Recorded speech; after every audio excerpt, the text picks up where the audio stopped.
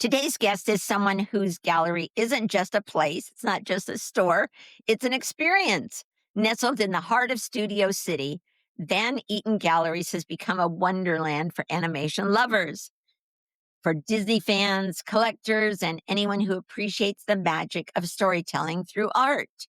Mike Van Eaton, the founder, curator, and passionate collector himself, has brought to us as he's built a treasure trove of popular culture history. He's going to tell us about it today, bringing everything from original Disneyland ride vehicles to rare animation cells and museum worthy pieces of art in the hands and hearts of fans around the world.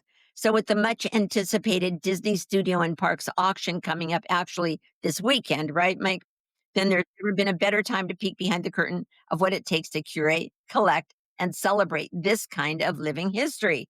So, whether you're an avid Disney file, a SoCal native with childhood memories at the park, or just someone who loves hearing about passion turned into purpose or cool places to go, you're going to love this conversation. So let's jump into the magic with Mike Van Eaton. Mike, thank you to SoCal with Val.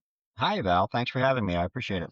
You are very welcome. Tell us about, just kind of give all our listeners and our viewers an overview of what your gallery is. If they come to Van Eaton Galleries, what are they going to see? Well, they'll see a little bit of everything pop culture. We're very heavy on Disney because when I started collecting, I was a big Disney animation fan. That's how we started out. But now we have Disney, Disneyland, pop culture, movie posters, props from movies, things like that. And you never know what you'll find when you walk in because it's always changing.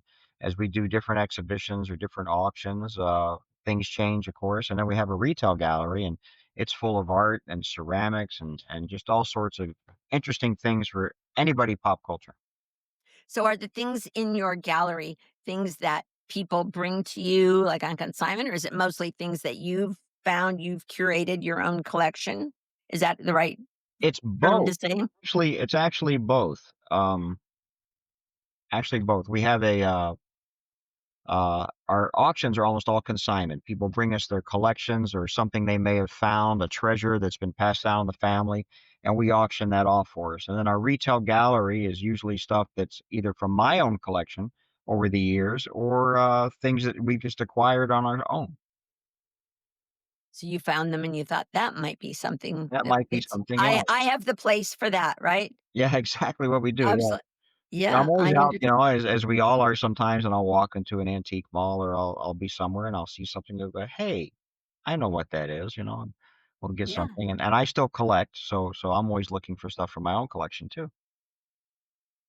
And how long tell us about your gallery. How long have you had it? 30, this is our 31st year.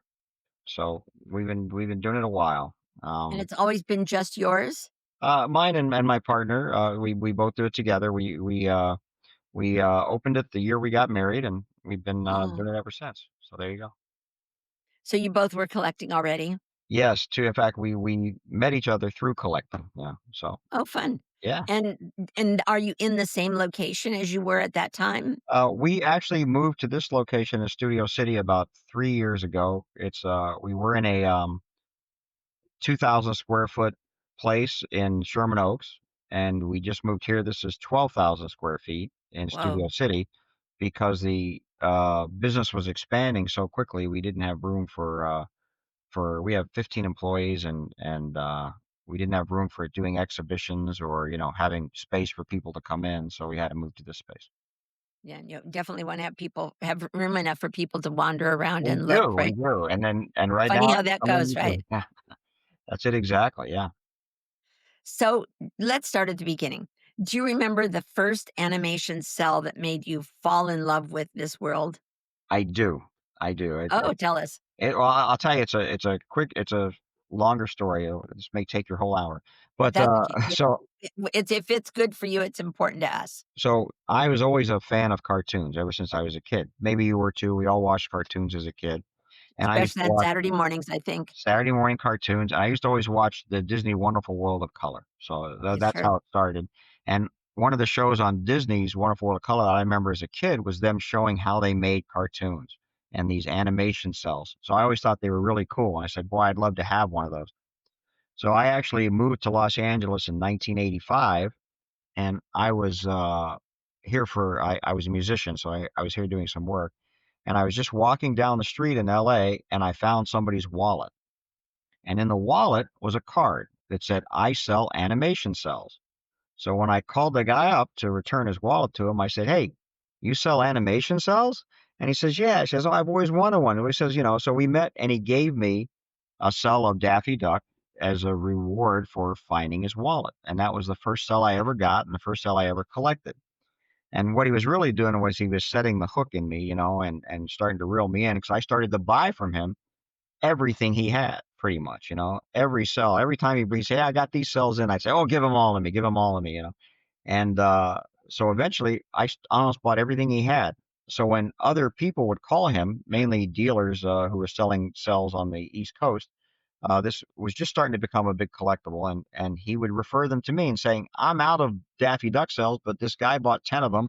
Why don't you call him up and maybe he'll sell you one? So that's how it all began. And so these people started calling me, and I said, wow, I can actually sell these, make money, and then go buy more. So that was it. And I had a business. So you could buy them from him and turn around and sell them at a profit. And sell them at a profit. And then I bought almost everything he had, and he said, "Here's what you should do. You should go down and meet these guys. They also sell cells." So I started, he put me in touch with other people who were selling cells at the time and animation art, and I started buying them and selling them for a profit so I could buy more and eventually, build my collect. The intent was to build my collection. It wasn't to have a store, but then I got so much stuff. I said, "Gee, my framer there, I was taking stuff to get framed, says, why don't you hang some stuff in my frame shop?" And so I started hanging stuff in the frame shop. And then she said, hey, why don't you take the place next to me and, you could have a little shop there. So I had a little shop there. And then I met my partner and we said, well, let's open a bigger shop. And then we opened our first big Van Eaton Gallery shop. So just And fate. That's all. what were you doing at that time when you first got started? What were you did you have another job? I was a musician. I was out here doing work as a drummer. So Oh, as a drummer. yeah, yeah, My goodness. So do you have any of your original cells from that time? absolutely. You Absolutely. do? Yes, yes. I would, throughout the 30 years, as times are good and times are bad, you get rid of things in your collection, but I always kept a couple of the pieces that the guy gave me when I found his wallet, to remind Oh, me of that time. sure. So, yeah, absolutely.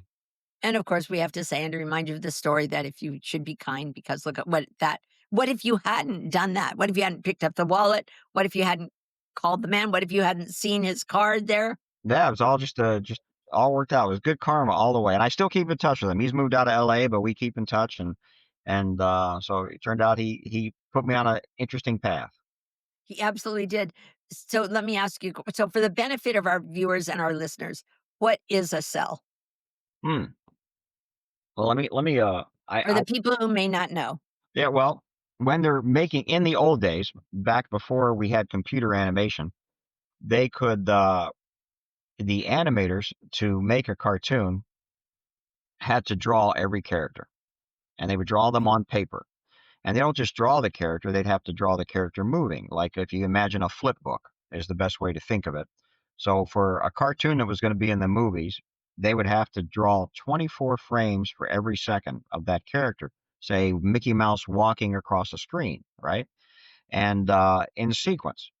Now, once they're drawn, they're given to another department. I'm going to use Disney as the example, who would sure. then trace them onto a clear piece of plastic and then paint them. And that's what you see on camera are these painted pieces of plastic or cell material, as we call them, one frame that are then photographed one frame at a time to give the illusion that they're moving. And so those individual frames of hand painted artwork are what we call animation cells. And for the most part, in those days, in the early days, they would wash those off and reuse the cells because they were expensive. And in the later days, once they got into the 50s and 60s and 70s, they would just throw them in the trash can because they were done with them. Once they made the film, they didn't need them anymore. A few were held back to be sold in different ways. If you're a Disney fan, they sold Disney cells at Disneyland in the 50s and 60s and 70s, and that's why some of those survived.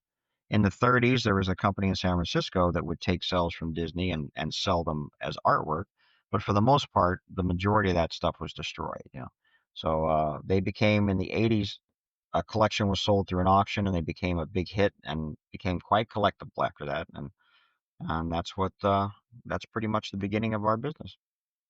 That is a great story. And you started out with almost all Disney? Well, Disney and well, I like Warner Brothers, Bugs Bunny, and Disney, so those are Oh, sure, yeah.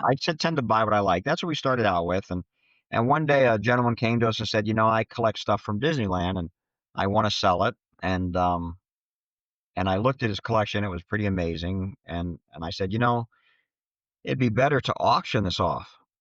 And then he said, well, I don't know. I've never done an auction. And I said, well, I've never done an auction either, but let's do one. So we put together an auction, and my first auction, and it was incredibly good, and his stuff sold incredibly well, and we sort of created a market for stuff from Disneyland. And so we do Disneyland auctions, and we do animation auctions and pop culture with movie posters and all that kind of stuff like that. Just sort of falls into place. Well, so Van Eaton Galleries has become a kind of a pop-up pop culture pilgrimage, not pop-up, but pop culture pilgrimage spot in LA where people go and they love it, and people who are interested in that love to go and spend time there. Did you ever, when you first started, did you ever dream of turning it into this? No, I just wanted to have fun with it, and just part of the fun for me is doing that and having these exhibitions, and we do panels and things here a lot. And it just like I say, it's just I sort of let fate take its course, and it just goes the way it goes, and it just worked out good. And but I was hoping to have a place where people would come and be a part of this community of people who appreciate this art or appreciate the Disney parks and things like that. And so it's worked out very well. Do you have, like, educational events? Like, do you have nights when people come and they learn about it, or you talk about a specific product or season We or do, we series? do. We usually You have do? events. Yeah, we do. We're trying to do more of them. They're very difficult for us to put on sometimes, but we just recently did an event celebrating an animator named Bob Clampett who created Porky Pig actually, and Yeah, later sure, of course, yeah. and Daffy Duck and Beanie and Cecil and things like that. So we had, his family here. We had some of the pieces of his artwork and puppets, and we did a whole presentation on that. And then we did another one recently for Jay Ward, who is a LA icon who created Bullwinkle and Rocky back in the 60s. It was a very popular Saturday morning TV show and had a store on Of Sunset course. Boulevard. Yeah. So we did a whole thing with his family here also, and we had some of his artwork and things like that. And those are a lot of fun. We enjoy doing them.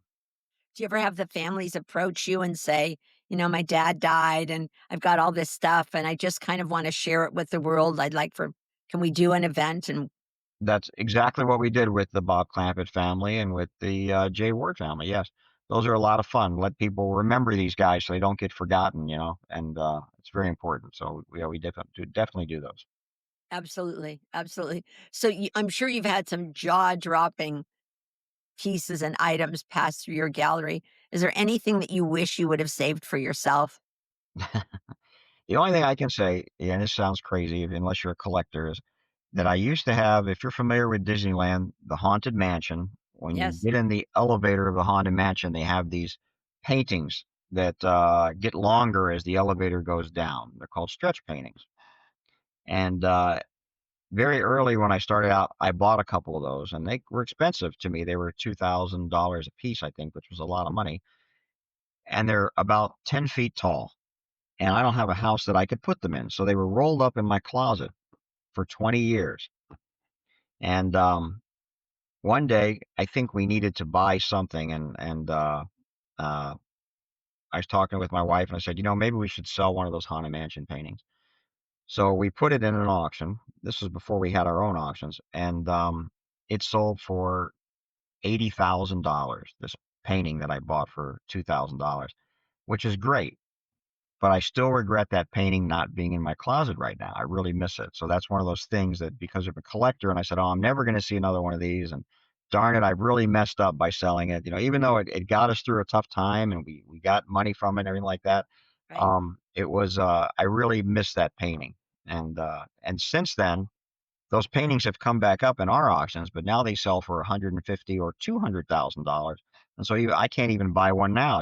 So it's crazy. But Nobody ever wants to donate one to you, huh? Yeah, no one wants to donate them, unfortunately. Not hardly. Yeah. So you have an auction coming up this weekend, correct? Yeah, this weekend, tomorrow, or excuse me, tomorrow's right, Saturday and Sunday, yes. So it's a Disney Studios and Parks auction. It Right. looks incredible from what I've seen. So what are a couple of your headline pieces that collectors and fans should be watching for in this auction? This one has a lot of them. So the first part of the auction is a sort of a history of the Disney studio itself, starting back in the 20s and going forward. And it has a piece of Walt Disney's first animation studio, which was his uncle's barn garage. And in 1923, he moved into this garage and paid his uncle $5 a month to be able to use it as an animation studio. Him and his brother. So we have a piece of that garage and a lot of old photos of that time, which are really neat. But and then beautiful animation art from Snow White and many of those Mm. classic features in this auction. And there's one other thing. Oh, there's a company called Old King Cole that in the 1930s, when Mickey was just the star of everything, made store displays out of paper mache. And they're beautiful, large displays of Mickey or Minnie or Goofy or any of those characters. They're very rare because they were made out of paper mache. And we have a nice collection of those in this auction. And then on the Disney Park side, the big leader is we have a Dumbo ride vehicle here from the 1950s, which if you go to Disneyland and Fantasyland, they have an attraction, where you can get on inside Dumbo and ride him up and down. Well, in the 50s, after this particular ride vehicle got a little bit old, they took it off of the ride and they put it in the park as a vehicle you could sit in and get your picture taken. And then in the Oh, 90s, they decided that they would sell this one ride vehicle in a special auction at a convention they were doing. And the gentleman that bought it in that auction has kept it. That was in the 90s, so he's kept it for about 30 years, and now he's selling it through this auction. It's a very, very cool piece. do you do you wish to estimate what you think it might sell for? It should sell in the 200 to $300,000 range, we hope. That's And what I would people expect. will, and they'll just keep it in their home, or I would think so. Keep in mind that from ear to ear, he's 9 feet wide, he's about that's 6 feet long, and he weighs about 1,500 pounds. So wherever they can put him, I guess, Um, maybe they'll put him in the front yard, I don't know, but we'll see. or a hotel or an office gallery or something like that, Yeah, an who office knows? I mean, building. we've sold a lot of ride vehicles in the past, and, people tend to really like them. This is one of the larger ones, so it's a little harder, to put somewhere. You have to have a really big space, but somebody does. Are there any personal favorites in this auction that might be flying under the radar that maybe tell a special story somebody might not normally know about? There's a lot of stuff in this auction, especially for the Disney park side, that's what we call the backstage things, how stuff was built, or what I find interesting are the manuals for, how to drive the train. If you're going to become the train engineer, you have to know how to do it. So we have a few of the manuals for Wow. the railroad or for the rocket jets or Space Mountain, those kind of things. We also have a beautiful painting for one of the attraction posters that was made for Disneyland Paris for Space Mountain, and it's the actual original artwork for it, and it's stunning, really, really stunning. So that's an exciting piece too.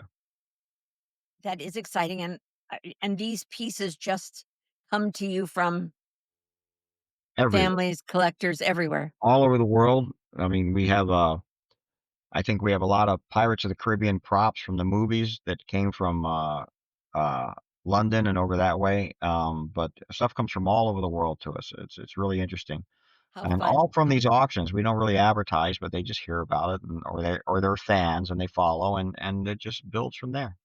And of course, there's people listening to this who saying, "Oh, that must be such a cool job you have." Of course, they forget that you have a lot of risk and you have to take care of all these It's still a cool job. I I pieces. I think it's a cool job too. I really like it. It's a lot of fun. And you can walk in here, you'll see me walking around looking at things too, because it changes so much. I have to come back and I wonder where that piece went that I just got, and I'll go out and look for it and And, see. "Oh, what do you mean somebody bought it? Might have wanted to look I at do that that all the again." time. I go, oh no, I was hoping that wouldn't sell, but Yeah, or at least sell so fast. So yeah. I'm curious, and I'm sure our listeners and our viewers are also curious, who are your buyers? Are they older people? Are they our age who lived through the Disney the beginning of Disney? Are they younger people who are just catching on? Who are they? It's a nice wide variety, and what it is, the buyer changes depending on what we're selling. So if we sell like in this auction, we have original artwork from Snow White, the movie Snow White and the Seven Dwarfs, the 1938 movie. Right. So there's a group who will buy that, but they're an older group of people because you have to be a certain age. You buy what you identify with or what you grew up Sure. with, right? Yeah, of And course. there was a time when Snow White was the movie, and you didn't have to be 38. Even in the 50s, or 60s or 70s, that movie was being shown, and that was the Disney Sure. movie, right?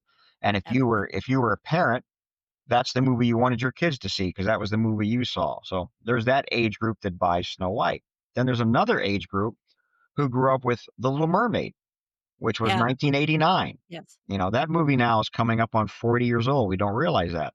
No, we Well, if you don't. were a little girl or boy and at 10 years old watching The Little Mermaid, gee whiz, you're almost 50 or 60 now, Yeah. and that group buys The Little Mermaid stuff, right? And that's how it works. Everybody buys what they identify with, so we keep a wide variety. The one thing that stays constant is Disneyland because Disneyland doesn't change that much. So um, you may have gone to Disneyland when you were a kid. I went to Disneyland when I was a kid. I took my kids to Disneyland. They'll take their kids to Disneyland. So everybody seems to identify with that. So the range of buyer for Disneyland stuff is just straight across the board. The range of buyers for animation art depends on when you were born and what we're selling. We will see a Little Mermaid sale go for more than a Snow White sale nowadays, and it was the opposite 20 years ago. Yes. So it's crazy. That's true.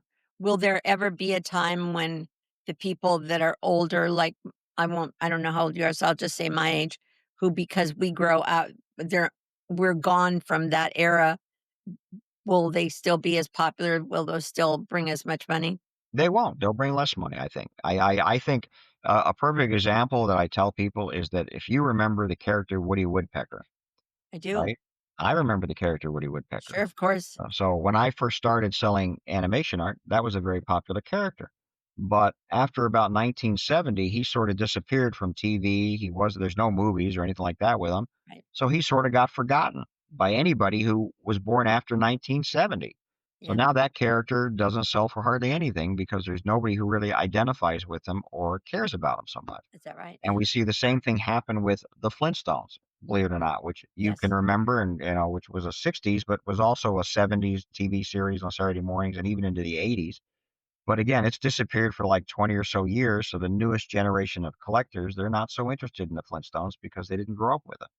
And so those starting to go down in price. But the one company that keeps all its characters alive and keeps reinventing them is Disney. And that's why we still see all their characters be popular.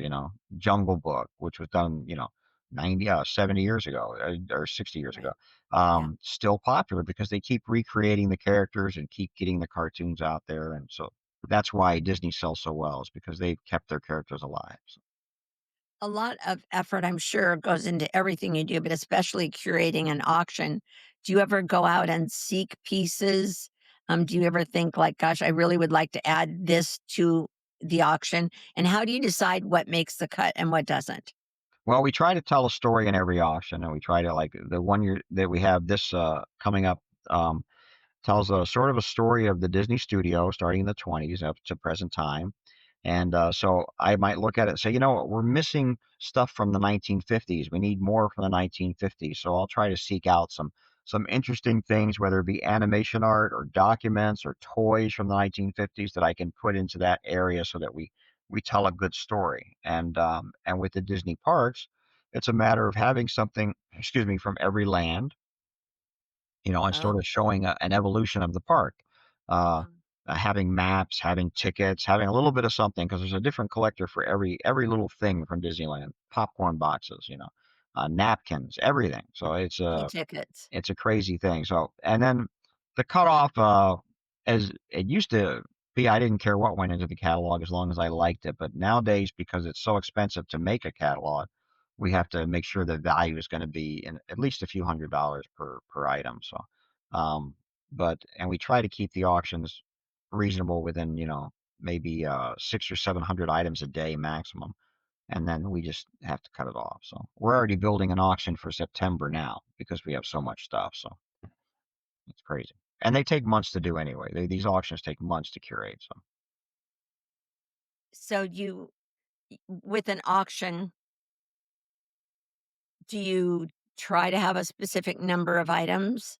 we try. It's more of a specific value of items. We have to make sure that we can pay for the labor that's gone into it and the catalog cost, like I say, which are very expensive, and the mailing of the catalog. So if you buy in one of our auctions, you'll get a free catalog for the next few auctions. And so we end up selling or shipping thousands of catalogs out, which Do you? catalog weighs a few pounds and it costs a ton. So Do you think that that your business and your auctions will change as there's more technology put into the movie making and cartoon business?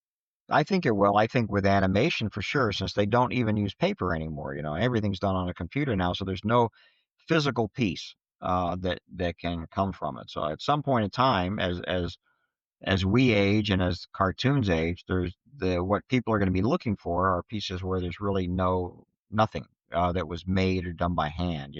So that'll change the way we sell or what we can sell. Then we're going to be selling replicas of things probably and stuff like that. I think with But do you movies themselves, you're always going to have props for the most part. You're always going to have things that we can find that we can sell, and posters, obviously. Yes, that's true. That's true. So you've done so many Disney themed auctions now. What is it about the park specifically that draws such passion from collectors? I think it's nostalgia, I think if you, go to those parks, we all seem to buy stuff that makes us happy, that makes We us do. remember a time that we had a really, really good time, and I think when you go in those parks, you have such a magical time, such a great time, you want a piece of that to be at your home or on your wall so that you can remember it, and you can go, "Oh, Disneyland, I had such a wonderful time there when I was a kid," those kind of things like that, and I think that's True. what drives it, nostalgia. I think that's why we keep going back to that park is nostalgia. I mean, it doesn't have roller coasters or a lot of roller coasters or big rides, but it just has a charm to it that you makes you wanna go back, so It does. And they changed the rides in Disneyland and Disney World and Disney Paris a little bit too. So a that little bit, also yeah. keeps some It still some has that variety going. same feel when you walk down Main Street or you go into Adventureland, there's a certain feel that's exactly how it was when you went there 20 years ago, so it's, Yeah. an interesting thing. It's a great place to relive a childhood, for sure. But some things are gone, like the message from Mr. Lincoln, from President Lincoln isn't there anymore. Of course, and a lot of the other things have changed since then. Yeah, That ages me if I remember that, huh? you're right, but he's coming back though, but, he's He coming is coming back. He's coming back with Walt Disney, yeah, and he's still down in Disney World, so they just move things around and make room, but like I say and that's fine, they need to do that, but again, you still walk in there and you'll say, "I remember walking this Main Street when I was a kid, and I Yes, remember the Dumbo ride because that one hasn't changed, or the it teacups does. or those kind of rides like that," so. Yeah, absolutely. Have you tell us some great stories from collectors that have brought something that really changed their life. You must have, some stories like a Jungle Cruise sign that turned into a shrine in somebody's house or We had, I can say that we changed the lives of people who brought us stuff. We had a lady who had a piece on eBay, a map of Disneyland that her husband, who worked on the railroad when they were building it, had. And she had it on eBay for $600, I think. And someone saw it and says, "Take that off of eBay and take it to Mike Van Eaton. I think you'll get more." And so she brought it to me, and very nice lady. And we said, "Sure, we'll put that in an auction for her." And it turns out the map was very rare. It was a very early version of Disneyland that they had planned on building, where they had an archery range in Disneyland, and they had little things like that that never actually made it to the park. Um, and the map sold for a little over $50,000 oh my gosh. rather than the $600 on eBay. And I mean, and whoever told her to take it off eBay was very, very nice. I mean, very a wonderful thing for them to do. But that changed her life for sure. And we had another gentleman who called me up who worked at Disneyland and had a map that he thought was really important, another map, and it was in Utah, and he sent me a picture of it, and I recognized the map, so I flew to Utah and met with this guy, and he was about at the time, he was about 90 years old, Oh my. and he had worked at the park when they were building it and when they were opening it, and he actually got this map from Walt Disney's office, and it was the first map of Disneyland ever made, and it sold for just south of $1 million in auction, and so that made the rest of his life, and his family's life quite different, so that was good. But, And he trusted it to you. How nice. yeah, it was great. It was actually great. I flew into Utah, saw the map, and it was too big as a large map to take back on the airplane, so I had to fly home, get in the car, drive to Utah, and pick it up and bring it back. But I knew I wanted the map, so it was That's what worthwhile. you did, huh? Yeah, that's the That's fun of the job, actually. So that yeah, absolutely. I sell a lot of homes in the Disneyland area or have had over the years, and it's always fascinating to me the people who come in and say they live in the home where their parents lived when Disneyland was being built, and they say, "Tell me stories about I lived here, Disneyland was being built, and these were my experiences of going here, and with my parents, and my dad worked there," and so, yeah, it's a lot of history still left in that neighborhood as well. wonderful history. Yeah, we sold the another map that we sold, which was all the tracks that Disney bought in Anaheim. Marked. We bought this one. We bought this one. We don't have this one yet. It was like they're planning the orange groves they were buying, and it came from a gentleman whose parents or grandparents, I think, actually owned a farm and wouldn't sell it to Disney, Oh, sure. and still haven't sold it to Disney. Instead, they Right. leased it to Disney. And so Yeah. the one area of Disneyland is actually in California Adventure that is not owned by Disney that they actually still lease from somebody who had a Right. farm there, and Yeah. it's like 100-year lease or something. So Yeah, and you see that happen from time to time where there'll be one house that's still, there's a little fence that cuts out like this, and the house is right there. And you see a lot of that, which is really unrelated over by South Coast Plaza, where the bean fields are now, and how there was a few old farm cities that the Segerstrom family or the Argers family kept. But yeah, it's very fascinating. I love listening to those stories when those people come in when I'm selling a house at an open house or something. They come in and they tell me the story about when they lived there. And and one of my clients owns a house that I guess was owned by one of the daughters of the guy who owned the main area there, and her name was Kate, and I guess her sister's name was Ella, and the road Catella is actually Kate Ella. that's right. Yeah, Yeah, and this was one of that's right. the daughter's homes that lived there, so that's how I learned about Catella being Kate and Ella, so Yeah, absolutely. Lots of history. yeah, it's Lots pretty of amazing. history in that city. Yeah. So we know that, of course, we said this in the beginning, that Van Eaton Galleries is not just a business. It feels like a museum and a memory bank for animation fans. So what kind of a role do you think it plays in LA's creative culture? Well, you know what, we deal with a lot of artists, not just artists working at the studio, but artists in general, who are heavily influenced by the artists that worked at Disneyland. Not necessarily, excuse me, not Disneyland, at Disney. All the artists that worked at Disney back in the 30s, 40s, 50s, even now, are fine artists and have their own works besides what they do at Disney. And they've been very influential in styles of art that many of LA's more popular artists uh, have used as influences, I guess you would say. So we do specific art shows here that are themed to a cartoon thing, but not really. We did recently, speaking of Hanna-Barbera, because people are forgetting it, we did a Hanna-Barbera theme night where we had 100 artists paint something representing Hanna-Barbera on their own, in their own style, in their own way, and just did that as an exhibition and a show and things like that. We want the art community to come in and see, the art here and look at it not just as a cartoon, but as art, and because it is in many cases, and so we try to be involved as much as we can with that. So these artists painted it on their own, or you had it like a paint party at your No, they store? painted on their own and submitted it, and we just put it. We just had an exhibition themed to, we said, our theme is Hanna Barbera, our theme is Jay Ward, wherever we want, paint something, and they could use their own imagination and paint what they want. How fascinating. Did you, in that case like that, do you have people send things to you? Are they mostly local artists? They're mostly local. We mostly deal with local artists here, and they're mostly heavily influenced by animation or by the artist that did the animation back in the '60s and '50s and things like that. That was something that I wanted to ask you because you are located right in the heart of Studio City, where so many entertainment people live and work. And do you find that you're often a place for animators or Imagineers to come and reconnect with their roots? And I think that's what you're saying. Yes, absolutely, all the time, for sure. All the people that worked in the studio, we're so close to Disney Studio, we're so close to Universal, Warner Brothers, all, within miles of us. So yes, we get all those guys over here, and they're all meeting up over here or just coming to see stuff, and especially when we have these exhibitions, they wanna come see the art too, so. Yeah, sure. Of course they do. So let's have a little fun. If you could hop onto one Disney ride vehicle that you've seen come through your gallery and actually take it for a spin, which one would it be? Oh, let me think.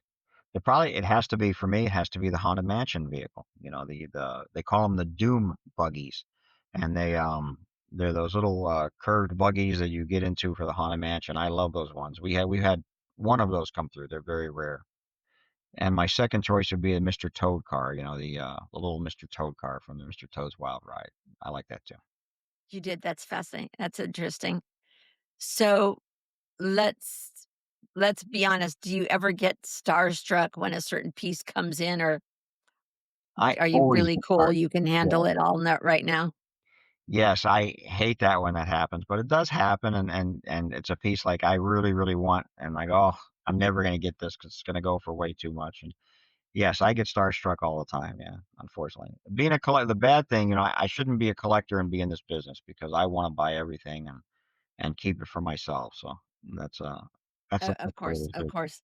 So that's a good question. So how do you balance your business and your passion and your That's why I fun? have, that's why I have a partner.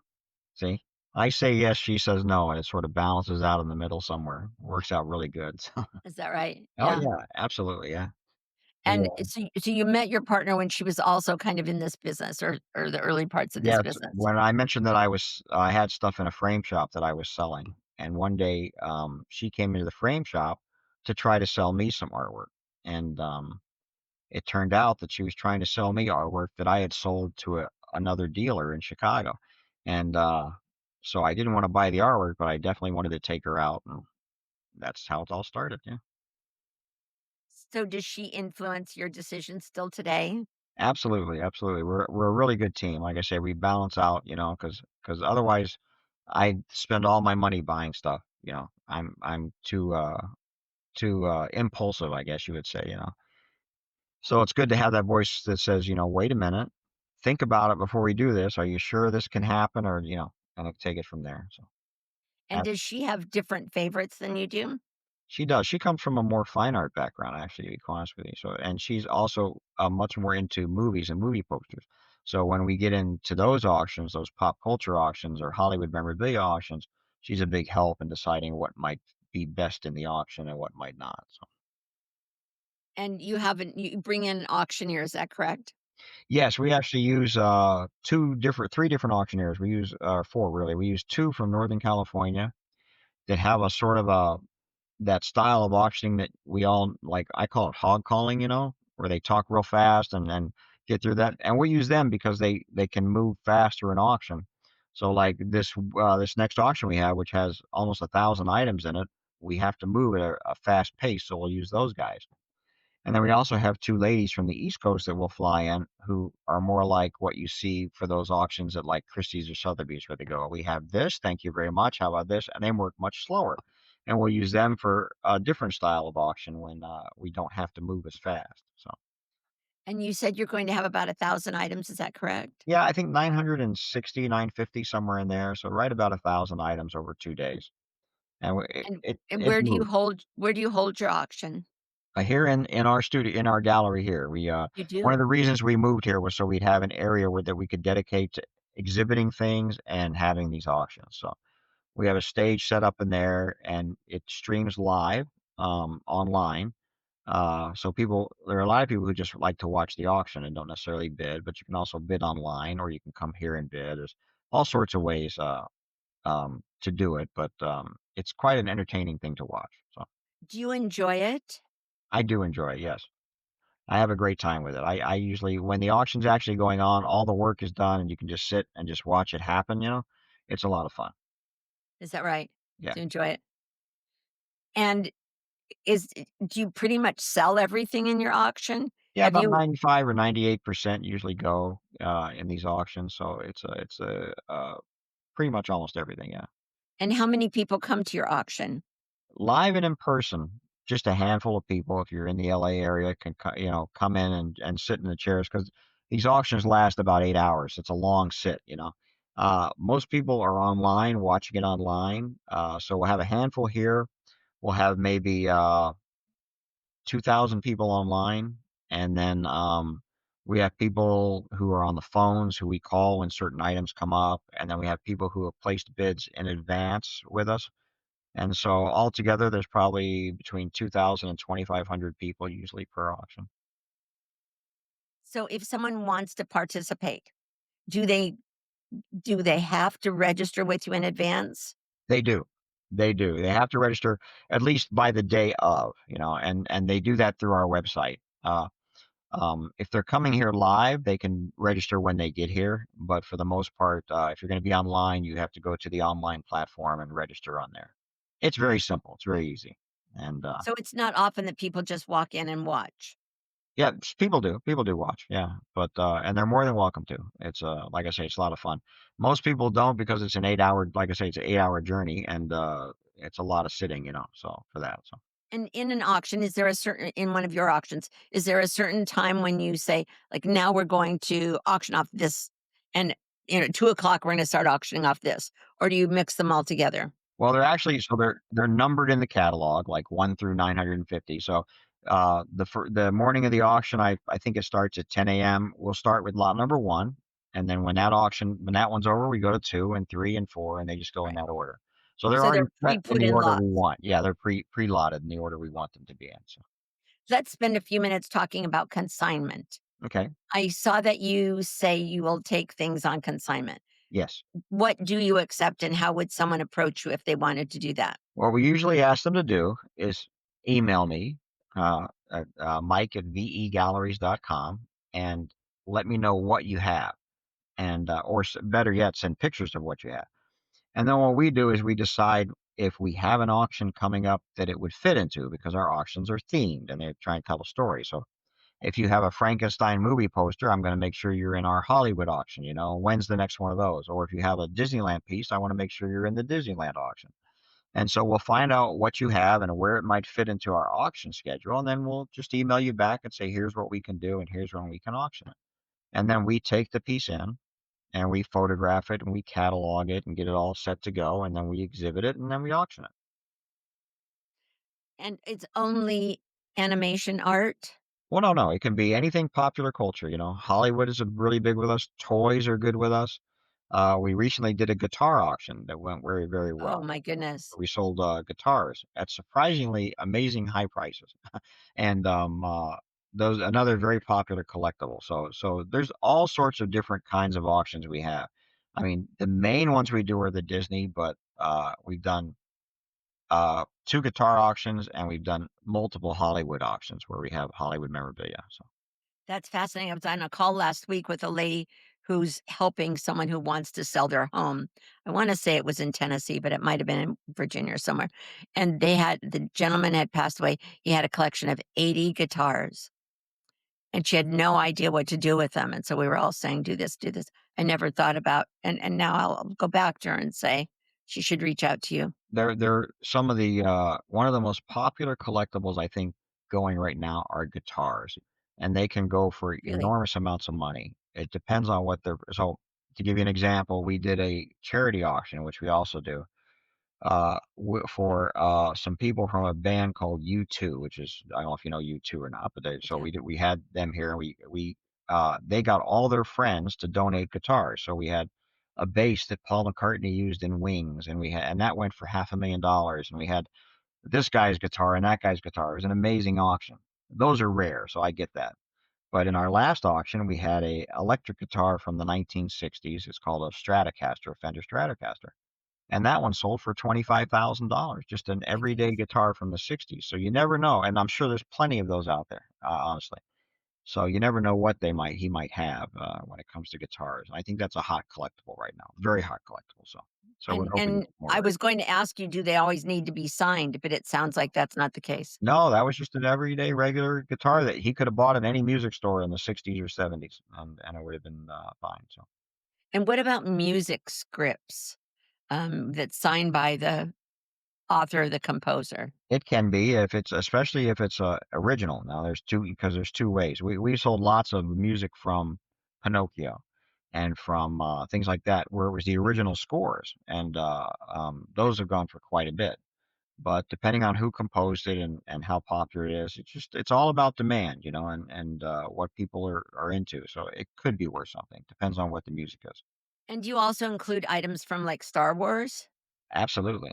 Star You Wars do? is funny because, well, now it's owned by Disney, so it's considered a Disney product, but we don't put it in the Disney auctions, we put it into the popular culture auctions, yes. I just before our interview, I was just bringing in somebody just came in with some Star Wars stuff, as a matter of fact. We Really? do a Did lot with the toys, the Star Wars toys are very popular and go for a lot of money, and we've had a few small props and stuff. And what if, like, so what if someone had a piece of music that was a Star Wars score signed by John Williams, let's say? Does someone have to be is it too soon to start putting something Oh, and that's a fine. I think those are absolutely fine. Star Wars, again, you're looking at something that has a gigantic following, a yes, gigantic following, and you want to hit it now, these years, while it still has a gigantic following. So that movie came out in '77, I think, it did, 77, yeah, somewhere around there.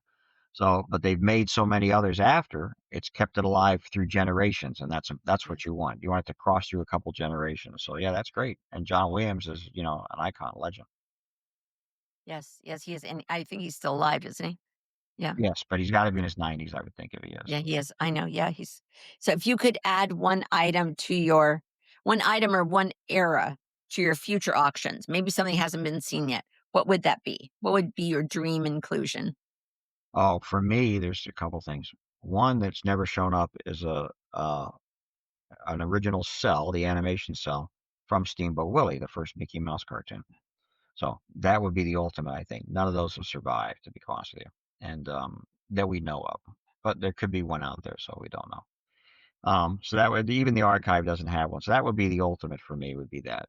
That's always been something I've wanted. That's fascinating. Yeah. And what about things from the early Disneyland itself? I mean, like, e-tickets come to mind, when I I've seen I so wasn't much here. from Disneyland. I think I've seen it all. Maybe we even had a pirate from Disneyland one day. I'll tell you briefly. This is amazing to me. So somebody brought us in a skeleton, of the. I don't know if you remember the ride, but on the ride, there's a scene where you can see the skeleton at the bar drinking a bottle of wine, and the wine's going through him, right? Sure, yeah. So he brought in that actual skeleton from the Pirates of the Caribbean ride. Oh my god. And so I had to call Disney on this to make sure it was real, and I had to get an Imagineer to come by who had actually worked on the ride. And I said, "Why would you take this out of the ride?" And he told me a story, and I'm sorry we sold this. I would have kept this. So when they built that ride, they couldn't get. They wanted medical skeletons, those ones you see in doctors' offices in the movies. Right? Sure. They Yeah. couldn't get them. There was a shortage, so they had to get real skeletons, actual real skeletons, and put them into Pirates of the Caribbean. And they got them, I believe, from India. And so they actually used real skeletons in that ride in the beginning. And so this piece that we had was actually a real skeleton that they took out of the ride once they got the medical ones to replace it, because the bone in that humid area gets soft. And so it would start to sag, and so they had to take the real skeletons out. So this was one of the original skeletons from Pirates of the Caribbean. It's crazy. Crazy story that I've heard it as an urban legend that that's what really they were real skeletons, but they really were. So They really were. And you saw it yes, yeah, I saw it and I had it verified. So that with your was own 2 eyes. yeah, oh yeah, Someone who knew I was going to interview you asked this question. You also showcase Kim Weber studio furniture. yes. What draws collectors to that side of Disney history? And for our viewers and our listeners who are not familiar, tell us about Kim Weber. So I will tell you. So in the Disney Studios used to be on Hyperion Avenue, and Yes. when Mickey Mouse was a big success, they did Snow White there, and when Snow White became such a big success, he said we need to move to a bigger studio. So he built his Burbank studio, and they moved to Right. it in 1940. And when they built that studio, they hired a gentleman named Kem Weber, who was a designer, to design all the furniture in the studio. Everything, the chairs, the desk the animators would use, all everything that you could think of, the lamps, everything was done by this designer. And he was a mid-century classic designer, and his furniture, forget the stuff that was at the studio, his furniture in general sells for thousands and thousands of dollars. It's just a really great design. But at this time, of course, it didn't, and he did everything in the studio.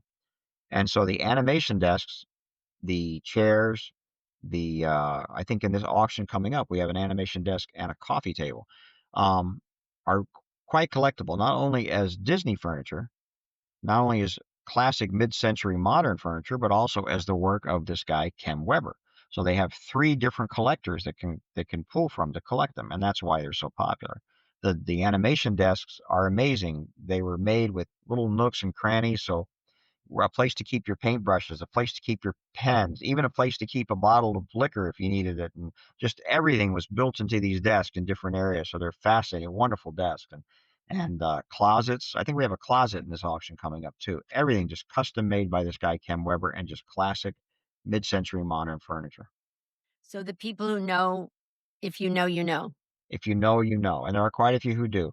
And all that furniture in the '80s, Disney decided to go and get new desks for everybody, and so they took all that furniture, put it in the parking lot, and sold it to the employees, for $25 or $50 or whatever. And of course, these employees just bought it all up, and that's where it's coming from now, or all these ex-employees.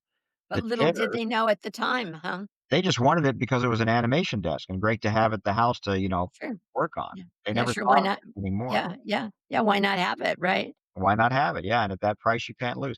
Disney still today at Disneyland will sell their employees the furniture from the hotels when they, clean out the beds or put in new beds, things like that. They'll sell the beds, the cabinets, the tables, and they'll sell it to the employees. And the employees buy it to either put in their house, or a lot of them end up bringing it to us and we sell it. It's quite popular in auction. It's crazy. Yeah, those are great stories. So does it give you personal gratification when someone comes and buys something, you see how happy they are, and someone who buys something at an auction that gets something that they really want, and maybe it really means something to them because of their family history, they've always wanted one of these. It must give you so much satisfaction more than just your job to see people enjoying these because of what it is that you sell, and the animation, the history, the magic of Disneyland, all those things.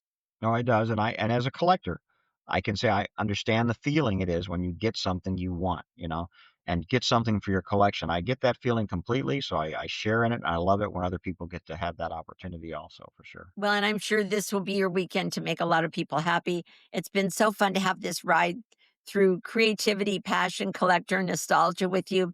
A huge thank you, Mike Van Eaton, for sharing your stories behind the sales, the auctions, the park memorabilia, and the people who make it all come alive.